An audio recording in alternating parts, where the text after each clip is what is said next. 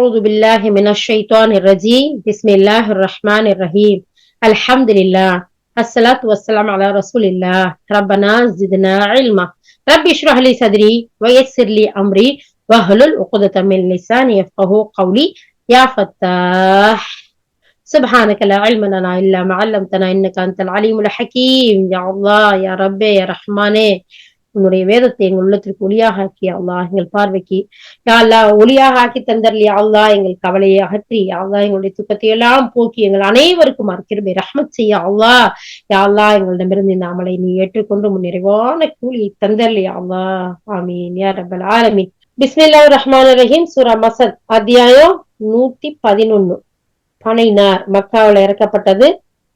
வசனம் 5. இந்த சூராக்கு சூரா லஹப்னு இன்னொரு நேமும் இருக்கு. சரி பாப்போம். படிங்க அனீஸ் ஃபாத்திமா. பிஸ்மில்லாஹிர் ரஹ்மானிர் ரஹீம். அளவற்ற அருளாளனும் நிகரற்ற அன்புடையோனுமாகிய அல்லாஹுவின் திருப்பெயரால் துவங்குகிறேன். அபூலஹபின் 2 கைகளும் நாசமடைக, அவனும் நாசமாகட்டும். அவனுடைய செல்வமும் அவன் சம்பாதித்தவையும் அவனுக்கு பயன்படவில்லை. விரைவில் அவன் கொழுந்து விட்டு எரியும் நெருப்பில் புகுவான். விறகு சுமப்பவளான அவனுடைய மனைவியோ அவளுடைய கழுத்தில் முறுக்கேறிய ஈச்சங்கயிறுதான் இருக்கும். அதனால் அவளும் அழிவாள். சுப்ஹானல்லாஹ். அல்லாஹ் சுப்ஹானஹு தஆலா இந்த சூறாவுல அபூலஹபையும் அவனுடைய குடும்பத்தையும் அவனுடைய மனைவியையும் சொத்துக்களையும் எல்லாம் நாசமா போயிரும்னு சொல்றான். ஏன்? இதுக்கு பின்னாடி மிகப்பெரிய ஹிஸ்டரி எல்லாருக்கும் தெரியும். அல்லாஹ்வுடைய தூதர் இந்த இஸ்லாத்தை சொல்ல எல்லாரையும் கூப்பிட்டு குடும்ப உறுப்பினர்களுக்கெல்லாம் சொல்லுங்கன்னு அல்லாஹ்வுடைய கட்டளைக்கு அழைப்பு கொடுத்தப்போ இந்த அபூலஹப் என்ன செஞ்சான்? அதை கேட்டுட்டு மண்ணை வாரி இறைச்சான், நாசமா போகண்டு. அல்லாஹ் தஆலா நபி ஸல்லல்லாஹு அலைஹி வஸல்லம் அதுக்கு பதில் சொல்றதுக்கு முன்னாடி அல்லாஹ் பதில் சொல்லிட்டான், நீ தான் நாசமா போவ, உன் பொண்டாட்டி பிள்ளையெல்லாம் நாசமா போயிடும்.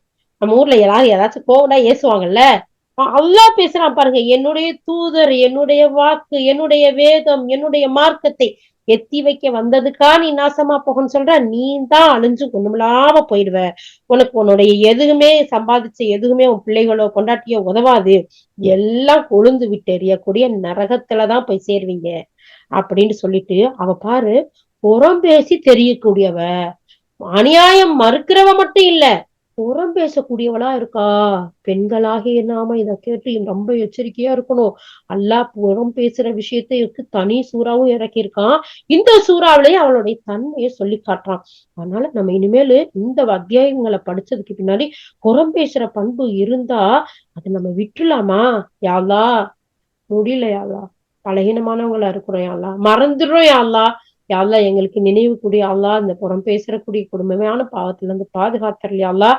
ஏன் அல்லாஹ் தஆலா சொல்றான்? கொழுந்து விட்டு எரியக்கூடிய அந்த நரகத்துலதான் போடப்படும் எல்லாமே அப்படின்னு சொல்றான். அவ கழுத்துல முறுக்கேறிய கயிறு இருக்குதான் சாகுவா அப்படின்னு அல்லாஹ் தஆலா சொல்றான். இதெல்லாம் உண்மையா நடந்துச்சு.